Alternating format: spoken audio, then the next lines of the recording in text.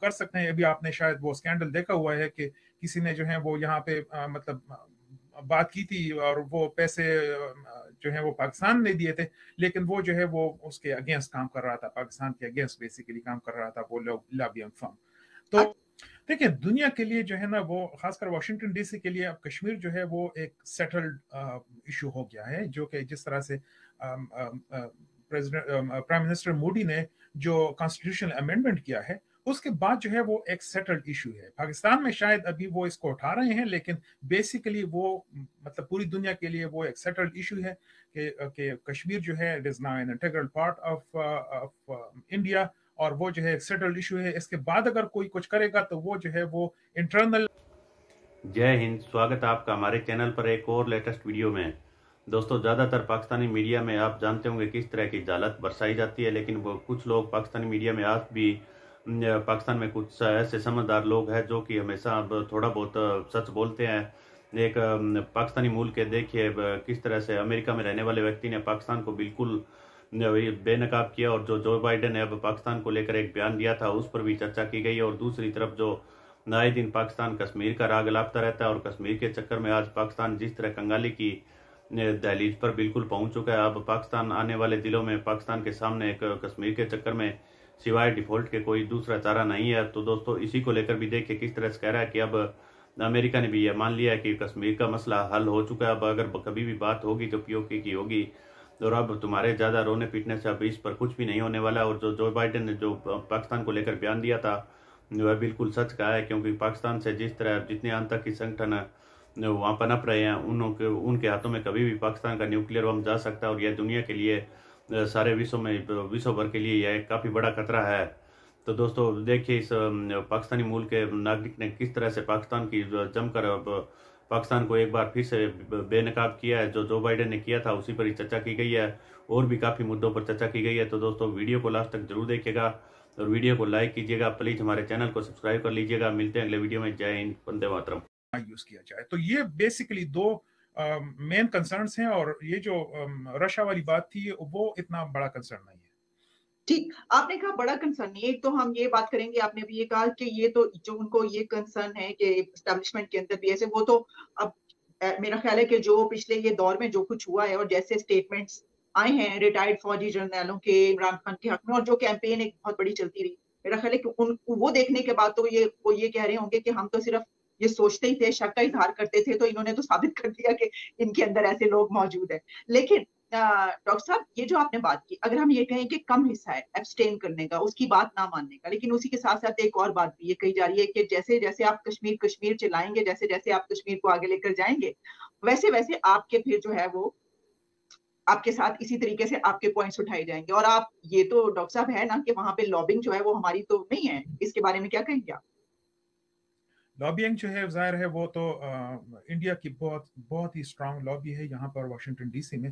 पाकिस्तान की लॉबी जो है वो किसी इवन अगर वो किसी फर्म को हायर भी करते हैं तो वो ऐसे फर्म होते हैं जो कि पाकिस्तान के इंटरेस्ट के अगेंस्ट काम कर देते हैं। वो जो है वो पाकिस्तान के इंटरेस्ट के लिए काम करते ही नहीं है जरिए से।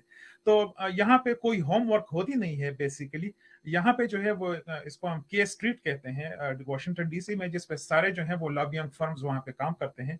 और आप मतलब बहुत आसानी के साथ आप रिसर्च कर सकते हैं कि कौन सी फर्म जो है वो एक एस्टेब्लिश फर्म है, और कौन सी ऐसी फर्म है जिसमें आप जो है आपके लिए मतलब सिंपैथी है उस फर्म में कि वो आपके इंटरेस्ट के लिए काम करें, क्योंकि वो बेसिकली वो तो मतलब पैसे लेते हैं और वो जो है वो फिर लॉबिंग करते हैं आपके लिए, कांग्रेस में लॉबिंग करते हैं और आपके लिए व्हाइट हाउस में लॉबिंग करते हैं, आपके लिए दूसरे जो यहाँ पे गवर्नमेंट इंस्टीट्यूशंस होती हैं वहां पे वो आपके लिए लॉबिंग करते हैं। तो मतलब बहुत आसानी के साथ आप जो है बहुत अच्छे फर्म्स वो आप कर सकते हैं। अभी आपने शायद वो स्कैंडल देखा हुआ है कि किसी ने जो है वो यहाँ पे मतलब बात की थी और वो पैसे जो है वो पाकिस्तान ने दिए थे, लेकिन वो जो है वो उसके अगेंस्ट काम कर रहा था, पाकिस्तान के अगेंस्ट बेसिकली काम कर रहा था वो लॉबिंग फर्म। तो अच्छा, उससे आपको वो सुना है ना डॉक्टर साहब, जो इमरान खान साहब ने $25,000 या कितने पे जो है वो लिए वहां पर, एक फर्म अपने लिए हायर की है अपने उसके लिए, लेकिन उसके अलावा आप ये बात कर रहे हैं कि एक और यहाँ पर है। सो इस तरह की मतलब बिहाइंड द सीन्स जो है वो यहाँ पे बहुत सारी इस तरह की लॉबिंग जो है वो होती रहती है और डील्स होते रहते हैं जो कि at the end of the day वो फिर पाकिस्तान के इंटरेस्ट के लिए फिर काम नहीं करते हैं। तो इससे ये जाहिर होता है कि जो रियलिटी है उससे आप डिटेच्ड हैं, क्योंकि आप जो है वो रियलिटी को देखते हैं कि खासकर जो वाशिंगटन डीसी में जो रियलिटी होती है वो पूरी दुनिया के लिए वही रियलिटी वो बेसिकली वो एक ब्लूप्रिंट का काम देती है। तो यहाँ पर अगर आपकी लॉबिंग स्ट्रांग है, यहाँ पर आपका जो आपकी एम्बेसी है, जो जो आपकी यहाँ पे जितने भी लोग हैं जो काम करते हैं, उनको इस तरह से मतलब स्ट्रांग होना चाहिए कि वो जो है वो इस तरह के लोगों को हायर कर लें, इस तरह के फर्म्स को हायर कर लें जो आपके इंटरेस्ट के लिए काम करें, जो कि सो फार हमने इस तरह से नहीं देखा है। हाँ, हम खुद तो हमने जो तालीमी हमारा मदरसा छाप हमने बनाया है, हमारे पास तो ऐसी तालीमी इस्तेदाद होती नहीं है कि वहां पे जाके जो है दूसरे मुल्कों की तरह इंडिया की तरह रूल करते हैं वहां पे लोग, तो हमें फिर हायर ही करने पड़ेंगे वहां पर। और वो भी आप कह रहे हैं कि जो हायर करते हैं वो भी हमारे खिलाफ ही काम करना शुरू कर देते हैं। सर कहाँ जाए, हम समझ में नहीं आता। अच्छा डॉक्टर साहब, ये जो एक बात कही जाती है कि एब्सटेन किया तो इंडिया ने भी एब्सटेन किया और उसको कुछ नहीं कहा, और पाकिस्तान ने किया तो देखें पाकिस्तान के साथ जो है वो ताल्लुकात खराब हो गई, इस तरह की बात की जा रही है। और इसी के साथ ये भी कि क्या आप भी समझते हैं कि कश्मीर का जैसे जैसे आप करेंगे वैसे वैसे आपका बलूचिस्तान का मसला उठेगा, आपके ये वाले मसाइल उठेंगे जो अब उठ गया है, तो अगर लॉबिंग उनकी इतनी स्ट्रांग है तो ये होगा। देखिए दुनिया के लिए जो है ना वो खासकर वाशिंगटन डीसी के लिए अब कश्मीर जो है वो एक सेटल्ड इशू हो गया है, जो कि जिस तरह से प्राइम मिनिस्टर मोदी ने जो कॉन्स्टिट्यूशनल अमेंडमेंट किया है उसके बाद जो है वो एक सेटल्ड इशू है। पाकिस्तान में शायद अभी वो इसको उठा रहे हैं, लेकिन बेसिकली वो मतलब पूरी दुनिया के लिए वो एक सेटल्ड इशू है कि कश्मीर जो है it is now an integral part of India, और वो जो है सेटल्ड इशू है। इसके बाद अगर कोई कुछ करेगा तो वो जो है वो इंटरनल जो इंडिया के इंटरनल मामलात में वो दखलंदाजी होगी और दुनिया जो है वो उसको एक अच्छे नजर से नहीं देखेगी। तो वो इशू जो है वो सेटल हो चुका है। अब इसके बाद अगर आप कुछ उस पर बोलेंगे तो वो आपके लिए अच्छा नहीं होगा। वो आप ठीक है, वो आप जैसे मैंने अर्लियर कहा कि वो पॉइंट स्कोरिंग के लिए वो बहुत अच्छा है, जलसों के लिए वो बहुत अच्छा है, लेकिन यह है कि इंटरनेशनल सीन पे उसका कोई इफेक्ट नहीं है। उसका जो है वो काउंटर इफेक्ट होगा, जितना आप उसको उठाएंगे उतना ही जो है वो लोग आपसे पीछे हटेंगे और वो आपके जो ओपिनियन है उसको वो आप मतलब कोई भी वैल्यू उसको नहीं देगा। आप जितना भी कोशिश करें वो लोग आप जो है वो फिंगर जो है वो आप ही पे पॉइंट करेंगे कि आप जो है वो यहाँ पे प्रॉब्लम्स जो है वो क्रिएट कर रहे हैं, प्रॉब्लम्स आप सॉल्व नहीं कर रहे हैं। ठीक।